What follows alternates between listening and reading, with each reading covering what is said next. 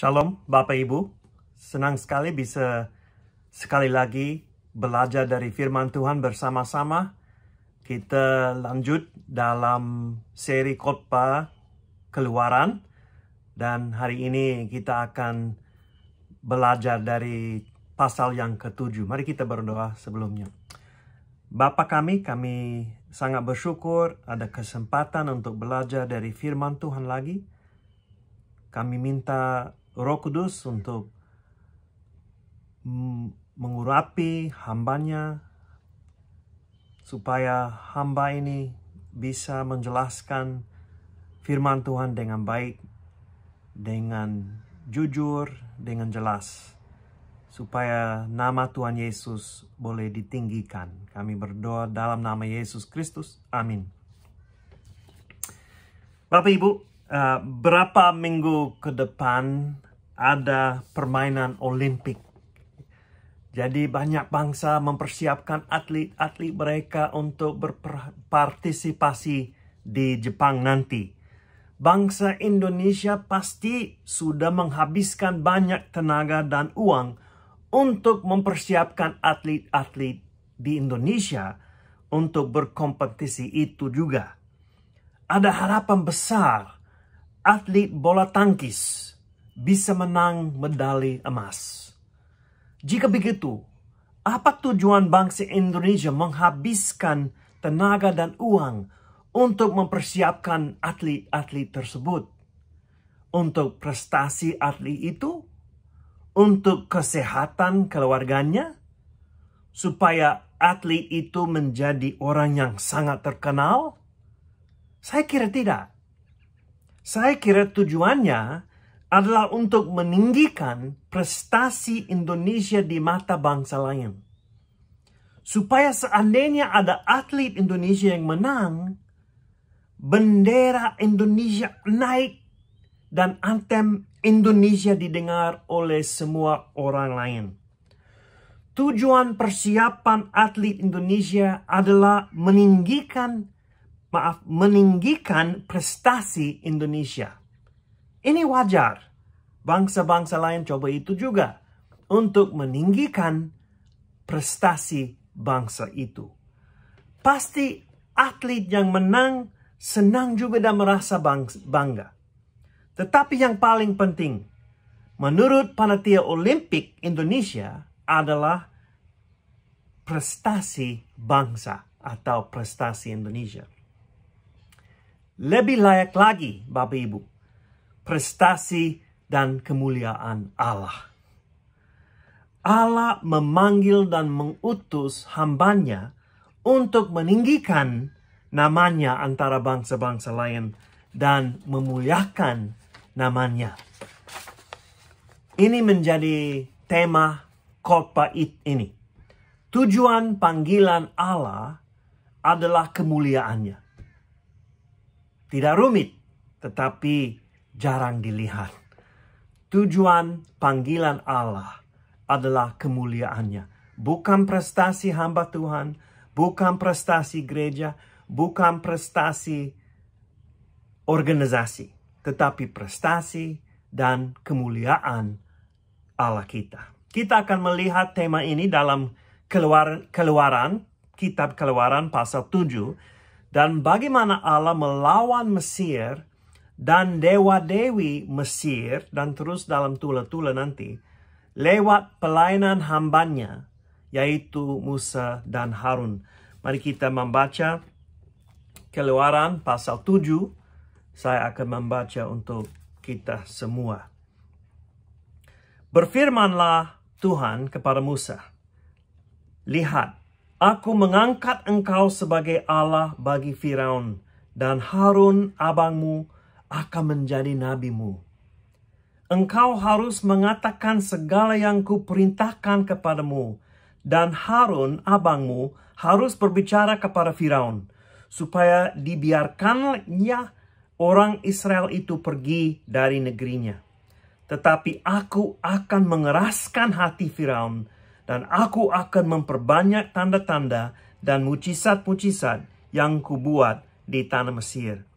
Bila mana Firaun tidak mendengarkan kamu, maka aku akan mendatangkan tanganku kepada Mesir dan mengeluarkan pasukanku, umatku, dari orang Israel dari tanah Mesir dengan hukuman-hukuman yang berat. Dan orang Mesir itu akan mengetahui bahwa akulah Tuhan apabila aku mengacungkan tanganku terhadap Mesir dan membawa orang Israel keluar dari tengah-tengah mereka. Demikianlah diperbuat Musa dan Harun seperti yang diperintahkan Tuhan kepada mereka. Demikianlah diperbuat mereka. Adapun Musa 80 tahun umurnya dan Harun 83 tahun ketika mereka berbicara kepada Firaun. Dan Tuhan berfirman kepada Musa dan Harun, apabila Firaun berkata kepada kamu, tunjukkanlah suatu mujizat, maka haruslah kau katakan kepada Harun, ambillah tongkatmu dan lemparkanlah itu di depan Firaun, maka tongkat itu akan menjadi ular. Musa dan Harun pergi menghadap Firaun, lalu mereka berbuat seperti yang diperintahkan Tuhan. Harun melemparkan tongkatnya di depan Firaun dan para pegawainya, maka tongkat itu menjadi ular. Kemudian Firaun pun memanggil orang-orang berilmu dan ahli-ahli sihir. Dan mereka pun, ahli-ahli Mesir itu, membuat yang demikian juga dengan ilmu mantra mereka. Masing-masing mereka melemparkan tongkatnya dan tongkat-tongkat itu menjadi ular. Tetapi tongkat Harun menelan tongkat-tongkat mereka. Tetapi hati Firaun berkeras, sehingga tidak mau mendengarkan mereka keduanya, seperti yang telah difirmankan Tuhan. Berfirmanlah Tuhan kepada Musa. Firaun berkeras hati. Ia menolak membiarkan bangsa itu pergi. Pergilah kepada Firaun pada waktu pagi. Pada waktu biasanya ia keluar ke sungai.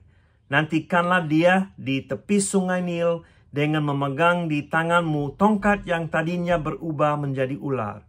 Dan katakanlah kepadanya, Tuhan Allah orang Ibrani telah mengutus aku kepadamu untuk mengatakan, biarkanlah umatku pergi, supaya mereka beribadah kepadaku di padang gurun. Meskipun begitu sampai sekarang engkau tidak mau mendengarkan. Sebab itu beginilah firman Tuhan, dari hal berikut akan kau ketahui bahwa akulah Tuhan. Lihat, dengan tongkat yang di tanganku ini, akan kupukul air yang di sungai Nil, dan air itu akan berubah menjadi darah. Dan ikan yang dalam sungai Nil akan mati, sehingga sungai Nil akan berbau busuk. Maka orang Mesir akan segan meminum air dari sungai Nil ini. Tuhan berfirman kepada Musa, katakanlah kepada Harun, ambillah tongkatmu, ulurkanlah tanganmu ke atas segala air orang Mesir, ke atas sungai, selokan, kolam, dan ke atas segala kumpulan air yang ada pada mereka, supaya semuanya menjadi darah. Dan akan ada darah di seluruh tanah Mesir, bahkan dalam wadah kayu dan wadah batu. Demikianlah Musa dan Harun berbuat seperti yang difirmankan Tuhan. Diangkatnya tongkat itu, dan dipukulkannya kepada air yang di sungai Nil, di depan mata Firaun dan pegawai-pegawainya. Maka seluruh air yang di sungai Nil berubah menjadi darah. Matilah ikan di sungai Nil, sehingga sungai Nil itu berbau busuk, dan orang Mesir tidak dapat meminum air dari sungai Nil, dan di seluruh tanah Mesir ada darah. Tetapi para ahli Mesir membuat yang demikian juga dengan ilmu mantra mereka. Sehingga hati Firaun berkeras, dan ia tidak mau mendengarkan mereka keduanya seperti yang telah difirmankan Tuhan. Firaun berpaling lalu masuk ke istananya dan tidak mau memperhatikan hal itu juga. Tetapi semua orang Mesir menggali-gali di sekitar sungai Nil mencari air untuk diminum, sebab mereka tidak dapat meminum air sungai Nil. Demikianlah genap 7 hari berlalu setelah Tuhan menulahi sungai Nil. kita belajar dari teks ini, khususnya ayat 1-7, dan melihat tujuan Allah ini dan panggilan Musa dan Harun dijelaskan lebih persis lagi. Kita lihat ayat 1-7. Allah mengulangi kepada Musa dan Harun tujuan mereka, tetapi Allah juga menjelaskan lebih persis tentang tugas itu. Musa akan menjadi sama seperti Allah bagi Firaun, dan Harun akan menjadi seperti nabi bagi Musa. Apa artinya ini? Musa akan menjadi Allah bagi Firaun, yaitu firman Allah akan diberikan lewat dia. Harun akan memberitakan firman itu dan memegang tongkat Allah. Yang menarik, dalam sisa hukum Taurat setelah ini, Musa dianggap seorang nabi dan Harun dianggap seorang imam.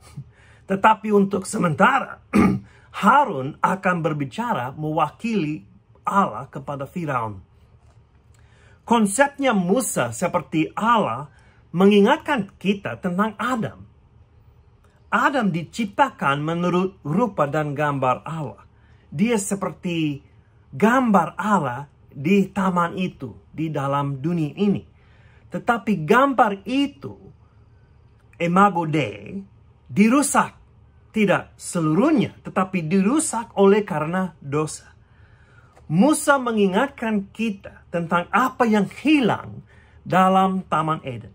Tetapi juga apa yang akan diwujudkan dalam sejarah bangsa Israel dengan nabi-nabi, imam-imam, dan raja-raja. Selain itu, Musa adalah suatu bayangan untuk Yesus, Allah, anak Allah, dan manusia yang sempurna. Musa bukan Allah, tetapi dia adalah bayangan untuk Yesus yang adalah Allah.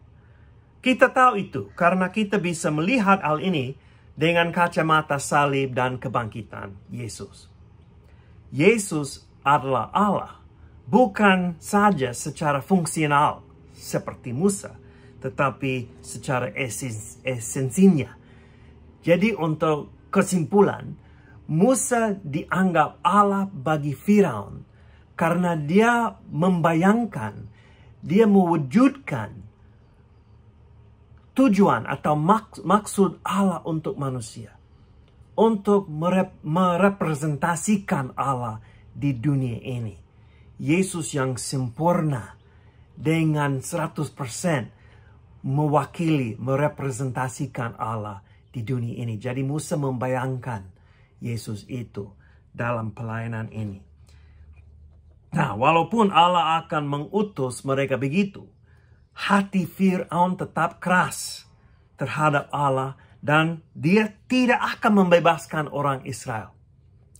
Padahal Firaun akan melihat tanda-tanda ajaib dan mujizat Allah dan akan mengalami hukuman Allah.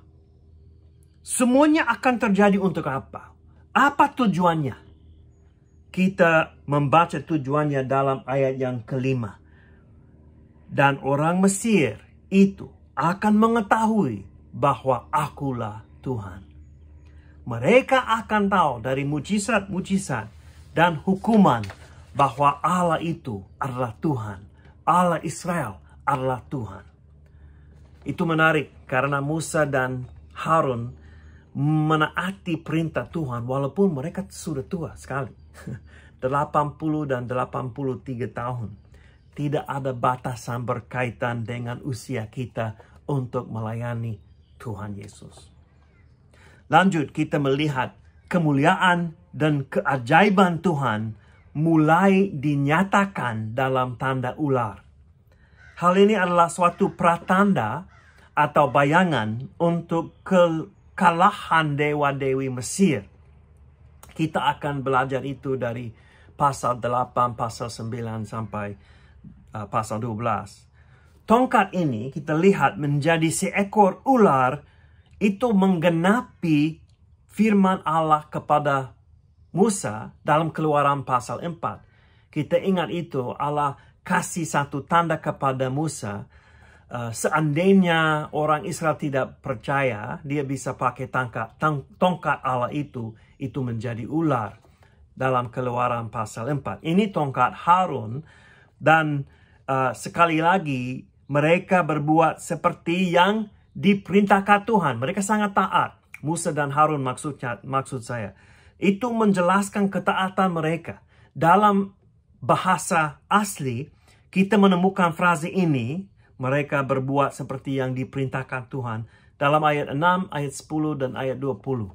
Jadi mereka sudah belajar, mereka harus taat kepada Tuhan, taat kepada firman Tuhan, dan itu lanjut dalam pelayanan mereka bagi Firaun dan orang Mesir. Ahli sihir dan orang berilmu berbuat hal yang sama. Mereka ambil tongkat mereka jatuh tongkat itu, melempar tongkat itu menjadi ular juga. Apa perbedaan antara apa yang dibuat Musa dan Harun dan apa yang dibuat ahli-ahli Mesir itu? Musa dan Harun berbuat seperti yang diperintahkan Tuhan. Orang Mesir membuat yang demikian juga dengan ilmu mantra mereka. Hamba Tuhan tidak pakai ilmu sihir. Mereka taat aja. Mereka pakai kuasa dari kata dan firman Tuhan. Dan ular Harun makan ular orang Mesir. Nah, yang penting di sini adalah ular dari Tuhan menelan ular Mesir. Itu membayangkan apa yang akan dibuat Allah kepada dewa-dewi Mesir. Mempermalukan mereka, mengalahkan mereka, dan menghancurkan mereka. Yang menarik, Firaun sering digambarkan sebagai orang manusia ular. Dengan ular di topinya. Firaun akan ditelan oleh Allah dan kuasanya akan dikalahkan oleh Tuhan kita.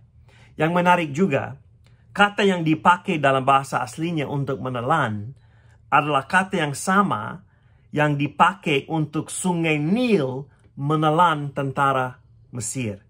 Ular Tuhan menelan ular Mesir, membayangkan kekalahan bangsa Mesir itu. Walaupun ada contoh kemegahan Allah Israel, hati Firaun tetap keras. Ini persis sesuai dengan apa yang dikatakan Allah kepada Musa dulu. Kita lanjut. Untuk memuliakan nama Tuhan, Allah akan menyatakan kekosongan atau kesia-siaan agama Mesir. Kita lihat itu dalam ayat 14 sampai ayat 25. Sungai Nil adalah sumber kehidupan untuk orang Mesir dan Firaun. Dan sebagian penting untuk identitas mereka, untuk kehidupan mereka. Semuanya bergantung kepada Sungai Nil. Semua tanaman, kegiatan, kebudayaan itu Sungai Nil adalah sumber semuanya, seperti pusat untuk kehidupan orang Mesir. Allah memperlihatkan lewat Musa dan Harun betapa kosongnya Sungai Nil itu. Berarti betapa kosongnya agama mereka, betapa kosongnya kehidupan mereka tanpa Tuhan. Sungai Nil menjadi tempat yang penuh dengan darah dan bau sekali. Orang Mesir harus cari sendiri untuk air lain. Air adalah sumber kehidupan. Masa kini juga, ya, kita perlu air yang enak, yang jernih, yang bagus sekali. Kita tidak bisa minum dari air yang kotor atau air laut. Itu harus menjadi air yang jernih, yang bagus. Tidak ada air, tidak ada kehidupan. Dan orang Mesir tidak lagi bisa menemukan sumber kehidupan dari sungai Nil. Nah, ini poin yang penting. Sumber kehidupan diambil dari mereka. Sepertinya Allah mau memperlihatkan bahwa Dia sebenarnya adalah sumber kehidupan. Selain itu, jika sungai Nil dianggap oknum ilahi, seperti yang dipikirkan pada waktu itu, oknum ilahi itu sekarang penuh dengan darah, kematian, kehancuran. 3 kali ada frasa, kupukul air yang di sungai Nil. Inilah mengacu ke hukuman Allah di atas Mesir dan sumber kehidupannya. Orang sihir buat yang sama, tetapi tulah ini adalah di dalam tangan Allah. Kuncinya adalah ayat yang ke-17. Sebab itu beginilah firman Tuhan, dari hal yang berikut akan kau ketahui bahwa akulah Tuhan. Dia buat demikian untuk memuliakan namanya, meninggikan namanya. Ini penting untuk Tuhan. Ini tujuannya.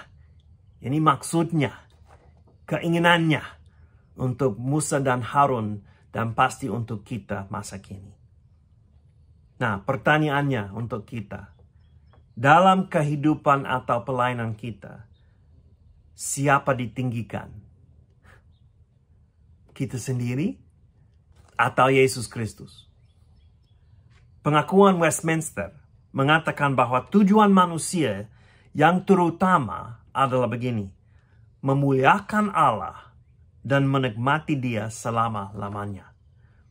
Bagaimana kita memuliakan Allah di dalam konteks kita? Bagaimana kita memuliakan Allah dalam panggilan kita? Dalam tugas kita? Dalam pekerjaan kita? Dalam pelayanan kita? Bagaimana kita memuliakan Allah? Ini harus menjadi tujuan terutama dalam kehidupan pelayanan kita, keluarga kita.